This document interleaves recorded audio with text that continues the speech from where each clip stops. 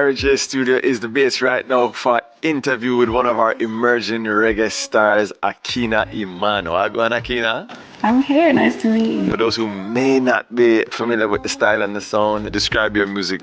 The words I'd use to describe my music are emotive, sensual, and soulful.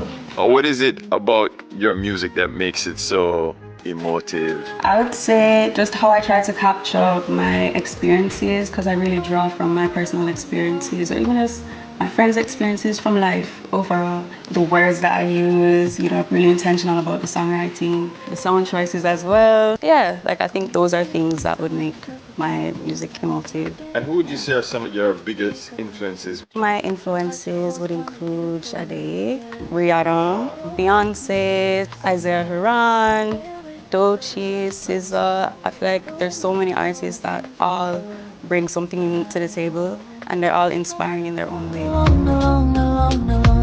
Locally, I love Mortimer, Lila Ike, Savannah, Protege, Patra. How were you exposed to the legacy of Patra? Growing up, I never really hear dance or like that in my household. So it wasn't until a little later on in my life when, I'm in university. A producer that I was working with, JLL, he had brought her up to me as a reference that I could use, and I really loved what I heard. So, oh, wow. Okay, so it was through music research almost that how you discovered Patra.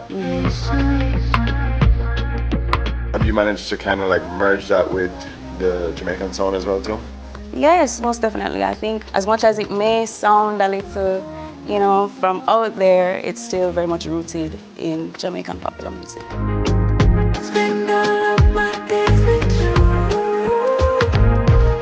And at what stage did you realize that music was something that you wanted to do? It got very serious for me towards the end of high school, when everybody is kind of like, all right, colleges, what are we going to do with our lives? Because I went to Campion. So, it's doctors, lawyers, all that. Boy. So at that point in time, I was really like, oh, I don't know if music is something I want to do, or should I do med?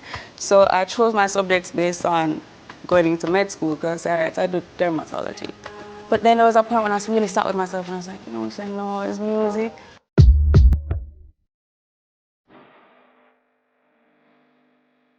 My mom and my dad, they knew that I love music.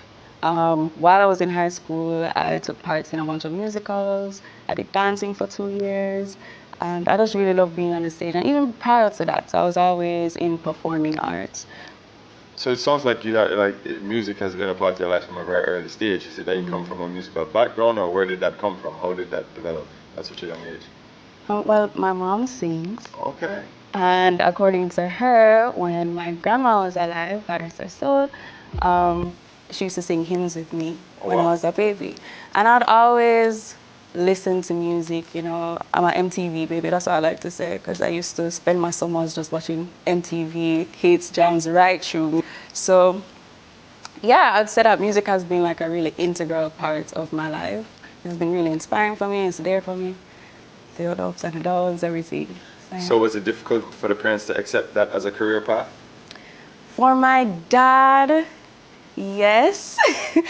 And for my mom, I think there was a little less apprehension from her, because she knew of my love for the genre. And then she was also really supportive, because when I was telling her, this is something I really want to do, she was like, all right, I support you. Tell me a little bit about your name. It's a very interesting and unique name. So my full name is actually Christina Akina Emmanuel. And when I was thinking about what my name was going to be, I drew inspiration from artists that I look up to. So Rihanna was one of them, and that's her middle name, because her full name is Robin Rihanna Fenty. So I was like, all right, cool, let me use my middle name. So I decided to use the first part of my last name so that it's short and sweet, but it still has that nice little sound to it. So Slumber Tapes, the songs on that one are really more on the sensual, soulful side. They explore themes of love, lust, yearning, desire, that type of thing. What's the feedback been like since you started to officially release music? The feedback has been really good. I've been really getting a lot of support. I would say there's been growth in how I write, so my songwriting has improved, wanting to make them feel really good. and just communicate what I'm singing about in a really sweet, melodious way. In terms of team, who are you working with team-wise? So team-wise, I have my manager Tara Johnson, and then I was recently signed to the label Out There Records. So we have Pear and Jojo, but music to create the music and everything. I'm working with Island Wave. So you have a very strong team there. Yeah, most definitely. Talk to me about some of the projects that you're working on. So the summer song is called Over.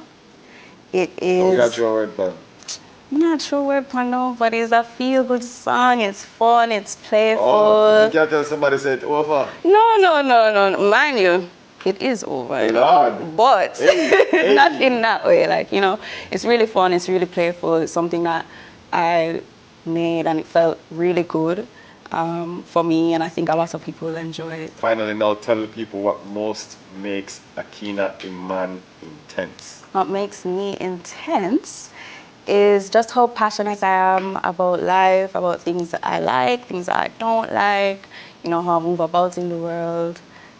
Those things I feel really make me intense, and you can hear it in the music as well. So, yeah. That I go on the passionate, soulful songstress Akina Iman.